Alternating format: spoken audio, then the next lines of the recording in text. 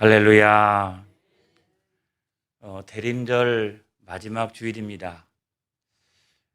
우리가 어떤 마음을 가지고 주님의 오심을 기다려야 할까 생각할 때에 여기에 아주 합당한 시가 있습니다. 기영도 시인의 엄마 걱정. 얼마 전에 이 시를 민요 가수인 장사익 씨가 불렀어요. 이 시간 한번 들어보도록 하겠습니다.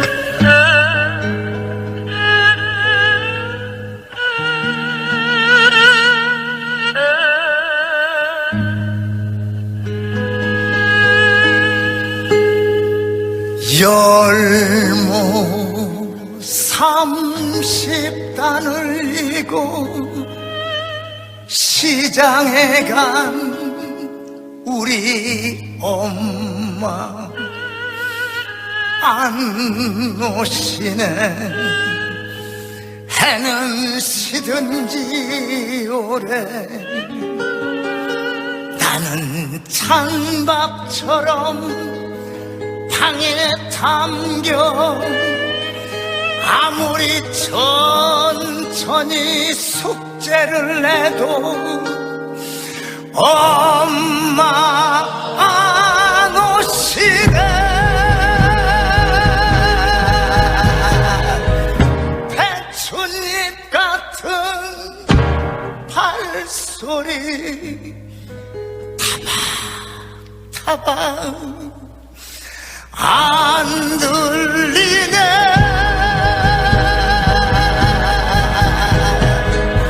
어둡고 무서워 금간 창틈으로 고요히 빗소리 빈 방에 혼자 엎드려 훌쩍거리던 먼 옛날 지금도 내 눈시울을 뜨겁게 하는 그 시절 내 유년의 윈보.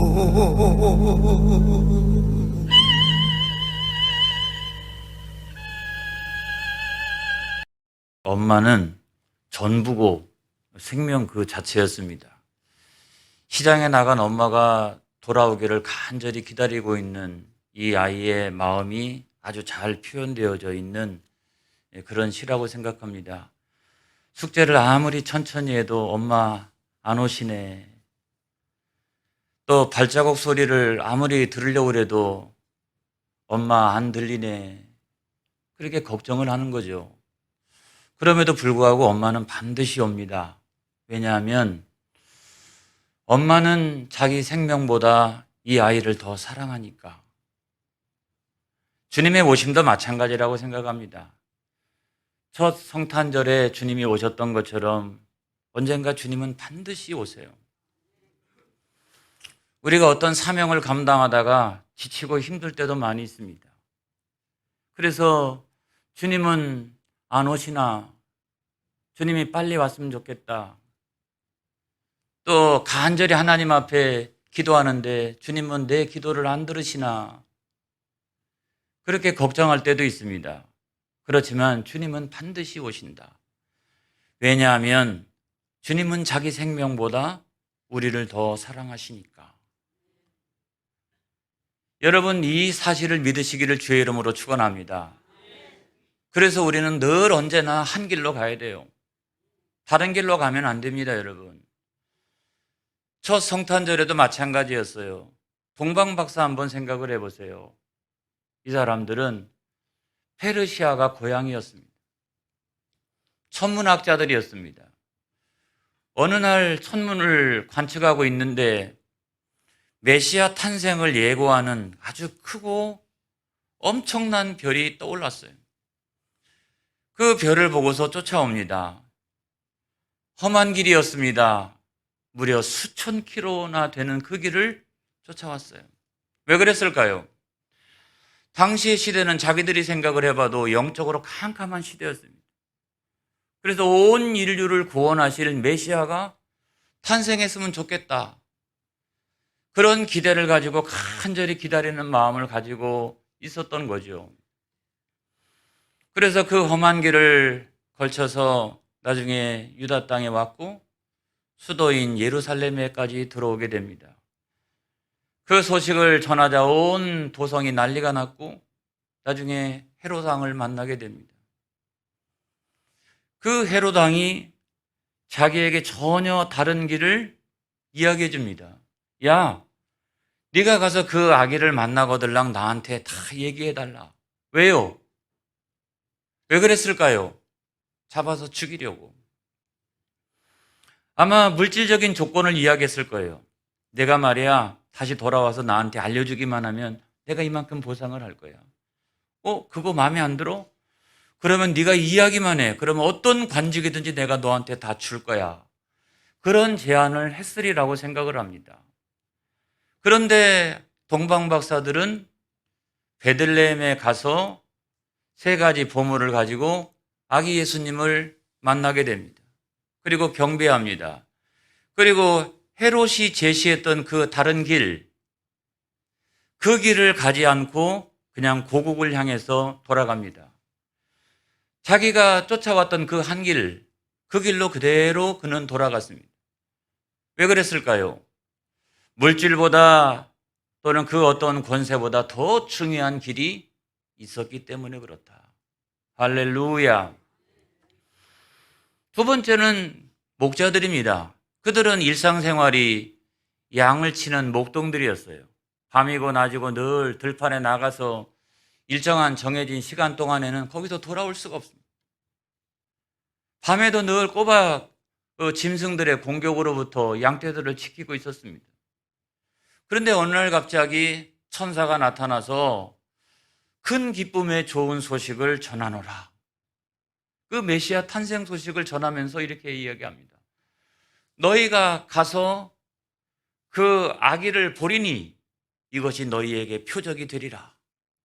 일평생 잊을 수 없는 내 인생의 큰 전환점이 되어지는 어떤 표적이 되리라 그랬어요. 그래서 자기들은 일상생활에 그 양떼를 돌보는 일을 다 내려놓고 천사가 제시했던 그 길로 향하여 달려갔고 나중에 그 길로 다시 돌아오게 됩니다. 한 길로 갔다가 그 한 길로 돌아오게 됩니다. 이 이야기가 우리들에게 가르쳐주고 있는 내용이 있어요. 일상생활보다 더 중요한 길이 있다. 그들은 왜 그것을 내려놓고 쫓아갔을까요? 일상생활보다 훨씬 더 중요한 길이 있다. 이거를 우리들에게 가르쳐주고 있는 거죠. 다른 길로 간 사람들도 있습니다. 대제사장과 서기관들이죠. 이들은요, 모세오경을 기가 막히게 알고 있었어요. 그리고 예언서도 달달달 외울 정도였습니다. 그렇기 때문에 동방박사들을 접견했던 헤롯 왕이 대제사장과 서기관들에게 만약에 그 메시아가 탄생하면 어디에서 태어나느냐, 그걸 이야기했을 때 조금도 주저함이 없이 거기가 바로 베들레헴이라고, 거기가 베들레헴이라고 그렇게 금방 이야기한 사람들이 이 사람들이었어요. 그럼에도 불구하고 참 신비한 건 뭐냐면 그렇게 지식적으로 메시아로 오시는 그 예수님에 대하여 잘 알고 있었지만 어떻게 인격적으로 그 예수님을 영접하지 않았을까? 그들은 한 길로 왔다가 다른 길로 간 사람들이에요. 메시아가 누구인지를 알고 있었지만 그럼에도 불구하고 그 예수님을 인격적으로 영접하지 못하고 전혀 다른 길로 갔던 사람들입니다. 여러분, 오늘날 우리가 예수 믿을 때도 마찬가지라고 봅니다. 우리가 지식으로 예수님을 아는 거 참 중요하죠. 뭔가 그래도 지식이 있어야 믿음이 쌓이는 거 아니겠어요? 그렇지만 그것보다 훨씬 더 중요한 일은 예수님을 지식으로 알고 그 예수님을 나의 구조로 인격적으로 영접하는 일이 비교할 수 없을 정도로 중요합니다. 지식으로 예수님에 대하여 안다고 해서 그 사람에게 중생의 역사가 일어나는 거 아니에요. 거듭남의 역사가 일어나는 게 아니에요. 하나님의 자녀가 되는 게 아닙니다, 여러분. 그래서 그 예수님을 나의 구주로 인격적으로 영접할 때 중생의 역사가 일어나고 거듭남의 역사가 일어나고 비로소 그 사람은 하나님의 자녀가 되는 거예요. 할렐루야. 그리고 맨 마지막 사람 헤롯 왕을 우리가 생각을 해봅니다. 동방 박사들을 통해서 메시아가 이렇게 태어난다, 이 소식을 알게 되었고, 또 자기들의 수하인 대제사장이나 또 서기관을 통해서 어디에서 태어나는지도 알았어요. 그 메시아를 영접할 수 있는 얼마나 좋은 기회를 얻었습니까? 그럼에도 불구하고 그 왕의 자리가 뭐라고? 그 왕의 자리가 뭐라고? 그 예수님을 정치적 라이벌로 생각을 해가지고 나중에는 그 예수님을 죽이기 위하여 혈안이 되어지는 것을 우리가 보게 됩니다, 여러분. 그래서 그는 한 길로 왔다가 우리가 상상할 수 없는 전혀 다른 길로 갔다는 거예요, 여러분. 그래서 여러분, 우리는 언제나 그 우리 가운데 오시는 예수님을 향하여 한 길로 나가야 될 줄로 믿습니다. 오늘 성경 말씀은 그 한 길이 뭐냐? 이거를 우리들에게 말씀해 주고 있어요. 그 한 길이 뭐냐? 유다 땅의 마지막 왕이 시드기야였습니다. 그 시드기야 왕이 한 번도 찾지 않았던 예레미야를 향해서 도움을 요청합니다. 왜 그랬을까요? 그 마지막 왕 때에 바벨론의 3차 공격이 시작되었기 때문에 그렇습니다. 그 3차 공격으로 말미암아서 남유다가 완전히 멸망하고 이스라엘 백성들이 거반 다, 남자들이란 남자들은 다 끌려가는 일이 발생을 했어요. 제가 이 장면을 좀 더 구체적으로 말씀을 드리면, 자, 3차 공격이 시작이 되어져 가지고 예루살렘을 내워쌌는데 무려 1년 6개월 동안이나 예루살렘을 내워쌌습니다. 예루살렘은요, 난공불락의 요새입니다. 거의 사면이 골짜기로 이렇게 되어져 있고, 거기다가 바위산으로 되어져 있고, 그 위에다가 성벽을 쌓아놓으면 웬만한 군대가 아무리 고대 근동의 최고의 군대라 할지라도 쉽게 점령할 수가 없어요. 그래서 다른 나라들은 다 쉽게 이기고 애굽도 쉽게 이겼지만은 이 바벨론 군대가 예루살렘을 포위해놓고 그거를 점령하지 못했어요. 1년 6개월 동안. 그래서 꽁꽁 에워싸고 있는데 어떤 문제가 발생합니까? 마실 물이 없습니다. 먹을 식량이 없습니다. 나중에는 아주 극단적인 비극이 발생합니다. 자기 자식은 잡아서 먹을 수가 없으니까 남의 자식들은 잡아다가 먹고, 그래서 남의 자식 잡아먹고 그 다음에 내 자식을 내어주는 거죠. 이런 비극적인 일들이 그 안에서 발생하기 시작하고 한 사람 두 사람씩 시작해서 점점 도망치기 시작합니다. 그러다가 왕도 안 되겠다 싶어가지고 뒷문으로 도망을 쳐서 아라바까지 도망을 갔다가 거기서 추격해오는 바벨론 군대를 만나서 체포를 당합니다. 자기가 보는 그 앞에서 2명의 아들이 목숨을 잃어요. 그리고 자기는 그 자리에서 두 눈이 뽑혀가지고 꽁꽁 묶여가지고 바벨론으로 끌려갑니다. 이런 일들을 충분히 예상했던 시드기야는 그 마지막 순간이 오기 전에 예레미야에게 도움을 요청했어요. 나를 위하여 기도해달라고. 나를 위하여 기도해달라고. 여러분, 갑자기 신앙이 좋아졌을까요? 한 번도 찾지 않았던 이 시드기야가 예레미야를 향해 가지고 사람을 보내서 도움을 요청합니다. 갑자기 신앙이 좋아졌을 리가 없다고 생각합니다. 갑자기 회개했을까요? 저는 믿을 수가 없습니다. 그 상황을 어떻게 하면 모면할까? 이 상황을 모면하면 참 좋겠다. 그런 생각을 가지고 사람을 보내서 예레미야에게 기도를 요청했던 것입니다. 여러분, 우리가 늘 생각을 해야 될 것이 있어요. 이건 다 소용없는 짓이다.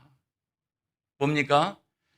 내가 죄에서 돌이키지 아니하고 아무리 다른 사람을 향해서 기도를 부탁한다 할지라도, 또는 내가 간절히 하나님 앞에 기도한다 할지라도 소용없는 짓이라는 거예요. 왜냐하면 하나님과 우리 사이의 관계가 단절되고 내가 기도에 응답받을 수 있는 자세가 되어 있지 않는다라고 하면 하나님이 그 영혼을 향해서 절대로 기도 응답을 주실 수가 없다는 사실을 우리는 기억해야 합니다. 그래서 그냥 그래 부탁을 하니까 알았어 내가 기도해 줄게 기도한다라고 해서 그 응답이 떨어지는 게 아니라고 하는 거예요. 그래서 여러분 하나님께서는 그 기도 부탁을 거절해 버리십니다.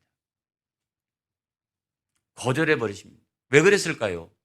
하나님은 우리의 중심을 보시는 하나님이시기 때문에 그것이 신앙이 갑자기 좋아졌거나 또는 회개하거나 그것이 아니라 이 상황을 모면하기 위한 수단이라고 하는 사실을 알았기 때문에 나중에 가가지고 또다시 똑같은 짓을 저지를 가능성이 너무 크기 때문에 하나님은 단호하게 그것을 거절해 버리십니다. 너 그거 소용없다. 너 그거 안 된다. 그렇게 거절하시면서 여러분 유명한 말씀 예레미야 21장 5절로 6절에 있는 말씀 보겠습니다. 다 같이 시작. 내가 든 손과 강한 팔 곧 진노와 분노와 대노로 친히 너를 칠 것이며 그랬어요. 자, 그렇게 간절히 그 부탁을 했는데 그럼에도 불구하고 3번에 걸쳐서 내가 진노와 분노와 대노로 내가 너를 칠 것이다. 그 다음에 6절의 말씀 보겠습니다. 시작. 내가 또 사람이나 짐승이나 이 성에 있는 것을 다 치리니 그들이 큰 전염병에 죽으리라 하셨다 하라 그랬어요. 하나님은 완전하게 그거를 거절해 버리십니다. 왜 그랬을까? 우리가 그 이유가 무엇인지를 알게 되는 거예요. 그러면서도 하나님께서는 사랑의 하나님이신 줄로 믿습니다. 그 마지막 순간에 그래도 우리에게 2가지 길이 있다. 너희에게 2가지 길이 있다. 이거를 말씀하시고 있어요. 예레미야 21장 8절에 있는 말씀을 보겠습니다. 시작. 여호와께서 말씀하시기를 보라 내가 너희 앞에 생명의 길과 사망의 길을 두었노라. 너는 이 백성에게 전하라 하셨느니라. 그 마지막 순간에도 지금 1년 6개월 동안이나 그 포위가 당해가지고 그 비참하고 비극적인 일들이 발생하고 있는 그 순간에도 하나님께서는 내가 내 앞에다가 2가지 길을 두었노라 이렇게 말씀하시고 있어요. 그 2가지 길이란 무엇인가? 여러분 첫 번째로 보면 사망의 길이 있습니다. 예레미야 21장 9절 상반절을 보겠습니다. 다 같이 시작. 이 성읍에 사는 자는 칼과 기근과 전염병에 죽으려니와. 그러니까 그 성읍에서 1년 6개월 동안 포위를 당했어도 끝까지 그거에 대하여 저항하고 그걸 오늘날로 우리가 치면은 뭐라고 얘기할 수 있을까요? 애국자들이죠. 자, 이방인이 침략을 해왔습니다. 그럼에도 불구하고 지금 비참한 상황인데도 끝까지 그거에 대하여 저항하는 것은 애국자의 길이죠. 그렇지만 그것이 하나님의 심판이라고 하면 전혀 다릅니다, 여러분. 그것이 하나님의 심판이라고 하면 여러분 끝까지 거기에서 저항하는 것은 사망의 길이에요. 하나님의 심판이 내려온다라고 했을 때 그 하나님의 심판에 대하여 끝끝내 저항하는 것은 그거는 사망의 길이라고요. 2번째로 생명의 길이 있습니다. 예레미야 21장 9절에 있는 말씀이죠. 하반절에 있는 말씀입니다. 시작. 너희를 애워싼 갈대인에게 나아가서 항복하는 것은 살 것이나 그의 목숨은 전리품같이 되리라. 이렇게 말씀하고 있어요. 자, 그냥 일반적으로 생각해 보면 그와 같은 상황에 나가가지고 항복하는 것은 그건 비겁한 일입니다. 그건 비겁한 일이에요. 그렇지만 이것이 하나님의 심판이라고 하는 관점에서 생각해 보면 하나님의 심판이 진행되어지고 있는데 그 심판 앞에서 내가 항복, 내가 잘못했습니다. 저를 용서하여 주시옵소서, 나를 구원하여 주시옵소서 라고 하는 것은 오히려 그 길은 역설적이게도 그 길은 생명의 길이라는 거예요. 그래서 지금 포위당하고 있고 다 죽어져 가고 있는데 너희들이 유일하게 살 수 있는 길이라고 하는 것은 뭐냐면 지금 나가서 겉으로 보면 아주 비겁한 일이지만 그것이 하나님의 심판이라고 여기면 나가서 항복하는 것이 너희들의 생명의 길이니라. 이거를 우리들에게 말씀해 주고 있다는 거예요. 이거를 말씀하시면서 하나님께서는 이 2가지 길 가운데 한 길을 선택해라. 한 길을 선택해라. 그 길은 무엇입니까? 생명의 길을 선택해라. 생명의 길을 선택해라. 여러분 오늘날 우리가 인생을 살아나가면서 물질적으로 풍요한 시대를 보게 됩니다.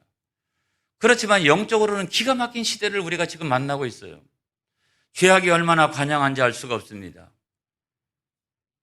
많은 사람들이 우상을 숭배하고 불신앙하고 불순종하고 이런 문화가 교회 안에까지도 영향을 미치고, 그래서 얼마나 죄악이 관영한가 하는 걸 보면 오늘날의 한국 교회를 보면 우리가 알 수가 있어요.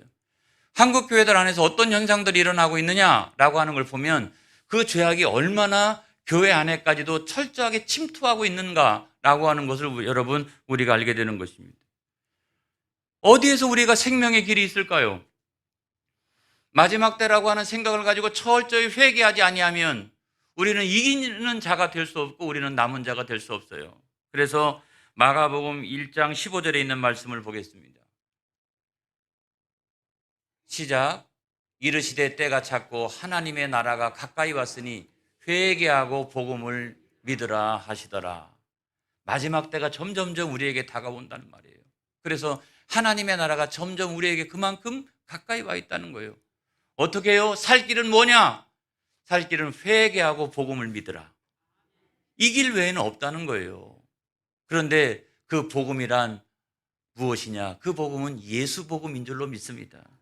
그래서 여러분 요한복음 14장 6절에 있는 말씀을 보겠습니다. 다 같이 시작.